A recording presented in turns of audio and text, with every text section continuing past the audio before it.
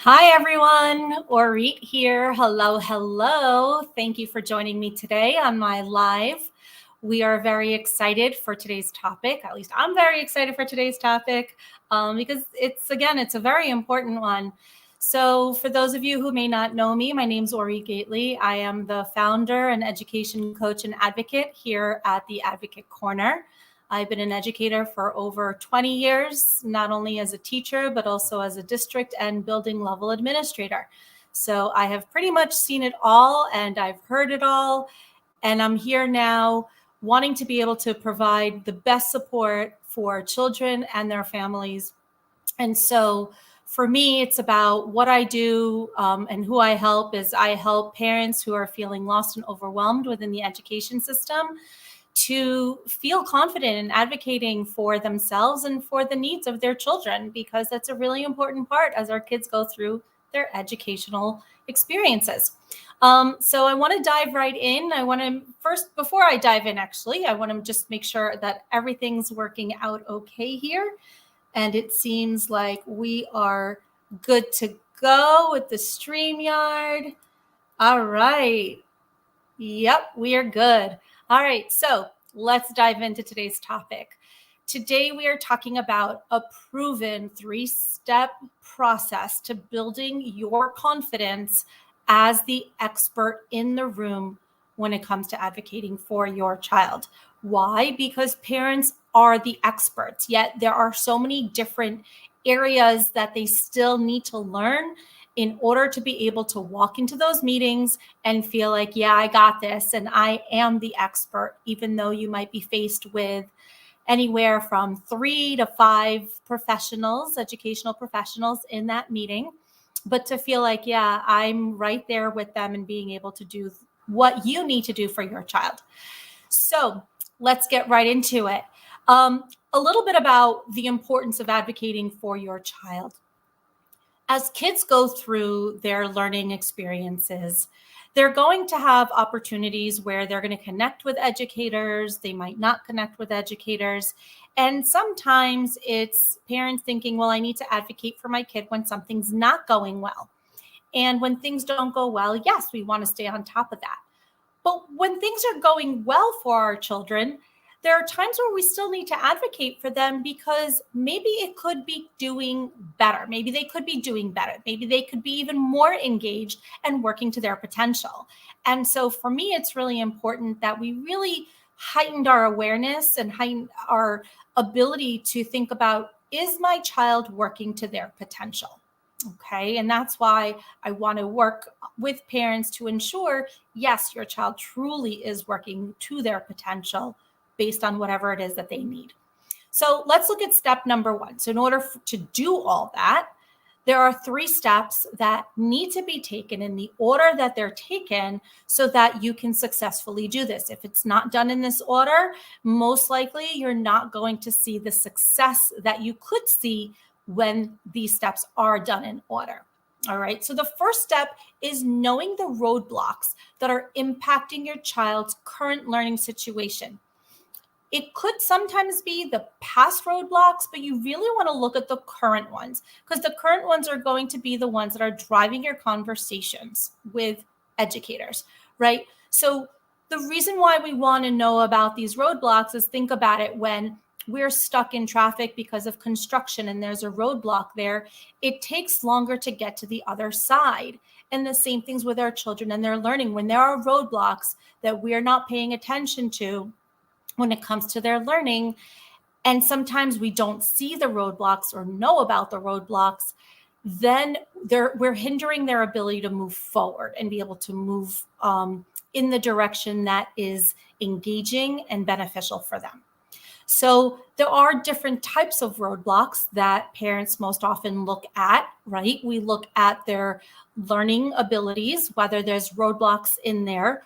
We're looking at maybe resources, and there could be lack of resources that could be roadblocks to a child's ability to learn.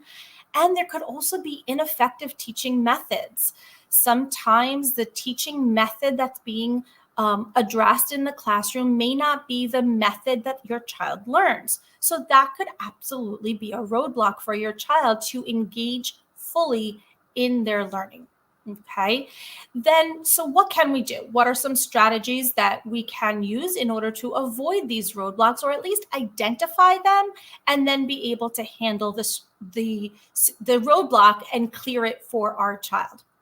All right. Some of the roadblocks you'll be able to see through assessments and evaluations, right, of what the teacher is doing. It's important to know, though, how to read those assessments and evaluations. And if you're not sure, make sure that you're asking someone who really understands the assessment and evaluation. So those can sometimes present roadblocks for the child's ability to learn, or the social emotional situation that might be going on that they're not able to explain to us. There's also the roadblocks of gathering information, or you can find roadblocks through gathering information from teachers, professionals, and any other relevant resources. They're going to be able to give you data or give you their observations as to what is blocking your child from being able to do their best. Additionally, and this is something parents see a lot of times, and this is where their gut feeling comes in, they're noticing their child interactions in social settings. Okay. And when parents are observing their children, you're able to notice roadblocks there as well. Because when you're noticing children playing with their peers of similar age, you're able to then see what is my child able to and not able to do, and how can I support their learning in that way. So that's when that parent gut starts to go off and you're like, ooh, something's going on here. I'm noticing my child might be struggling, or you're noticing, oh, you know what? My kid seems to be a lot more advanced in being able to do things that their peers can do. Maybe I need to look into that and explore it further. So know that it really can run the gamut with that. Okay, so that's step one, right? Looking at what's going to be the roadblocks. Step two now is, once roadblocks are identified, once you're able to really have clarity on what is impacting your child and how you can remove those roadblocks, now it's communicating that to the school and communicating any concerns that are coming up that you're like, I'm noticing these things that are coming up for my child. Here's what I'm noticing, and here's the solutions I think would be helpful for them, right? So when you're doing that conversation and having the conversation, you want to be able to effectively communicate with the school. From my experiences, when parents are communicating, when I was a teacher and an administrator, I noticed that parents are sometimes giving me the overall gist of things, but they're not able to really dive deeper into the situation and into the matter and into what's really going on for their child. And that's where the work of advocates and education coaches come in, because they're really able to uncover the truth about what's really going on. Now, parents can talk to other parents, they can talk to other professionals, absolutely. Yet, if they know or don't know your child, that's the most important part, okay, is whether they know your child. And to me, what I find to be a bit scary is that sometimes parents go on social media and ask questions about what they're noticing about their kids, and asking other parents who do not know their child, who have a child that has different needs. It might present similarly, but what they need to address any concerns or behaviors and what the parent is searching for are so different. And it's one of those like moments, because it's not individualized and tailored to your child's needs. So please just be conscious of when you're asking questions on social media, when you're asking peers, when you're asking other professionals, just make sure that they really know what's going on and that they really get to know your child, because that's going to be a huge part of it. Okay. Then after you're going through the communication and you're understanding how to talk to the staff, you want to work on also overcoming your fear of confrontation, because this is not a confrontation where it's a negative. Communicating with the school is such a vital part to be able to have the school understand where you're coming from and what you're noticing from the child. I have had conversations with clients before they started with me, with other friends, mom friends that I have, who were concerned about bringing up things to the school. And that's where I coach them and I've advocated for them to say, like, talk about it. The school doesn't know what you're thinking and you don't know what the school's thinking. So it's really important to close that gap and build that bridge with them so that you're all on the same page about your child. Okay. Then, one of the other things you want to do is build the positive relationship with the teachers and administrators. I've seen this all too often where something's going on with the child at home. And I've especially seen this as an administrator where something's going on at home with the child. The parents are waiting, thinking, okay, maybe it'll take some time to mull things over, to, get things fixed. Yet by the time it gets to the administrator, it's too late. Things have exploded. And the relationship with the teacher may not be positive anymore. The relationship the parent feels towards the school is not positive anymore. And it's like a day late and a dollar short kind of thing, And by the time I get the communication, or I used to get the communication from families, they were explosive. They were angry, and you can feel it coming off of the email. And that's where, or even the phone calls. And that's where it's important to be proactive with your communication so it doesn't get to the point where you're now being reactive to the situation. Okay. The other thing is schedule meetings with teachers and administrators, even if it's not during parent-teacher conferences, and it's okay to have those conversations. The reason why it's okay to have those conversations is that children are constantly growing and developing over time. And so if things are shifting for your child at home or any changes are going on, you need to let the school know this information so that the school's then aware if a kid is dipping, whether it's academically, socially, emotionally. You can then work together to support the child's needs as they're transitioning through whatever it is they're going through. Okay. The other piece parents need to remember is you need to listen sometimes to what the school says. Yes, sometimes we don't agree with the school. There were times where I didn't agree with my kids' school on what they said to me, but I still need to listen and I still need to think, why are they saying this? What's their perspective? Because I have my own. Now, it doesn't mean that I'm not going to advocate and go back and address them with my perspectives and my concerns, but it just means that I need to see their side of the story as well. And I need to hear what they're telling me. That is also going to help me be a better advocate for my child when I know what the school's perspective is. Okay. And I need to listen and not be emotional about it, because I've sat in meetings where parents come in, they are so emotional in the meeting, and it's understandable. It's your child, yet you're not able to get anything done when parents are heated and emotional. So the goal is to work together as a team in order to get the best results for your child, because at the end of the day, it's about the child. All right. So when communicating with schools, you need to make sure that it's always revolved around the child and the child's needs.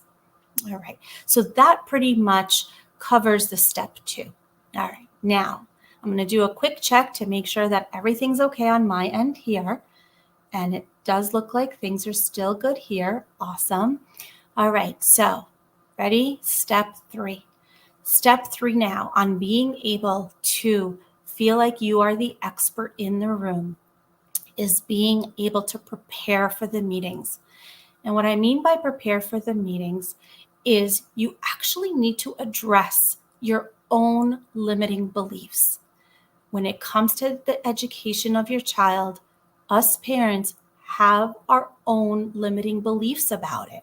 And when we're making decisions or communicating with schools or identifying roadblocks and thinking about how to remove them, we are bringing our own limiting beliefs into the picture.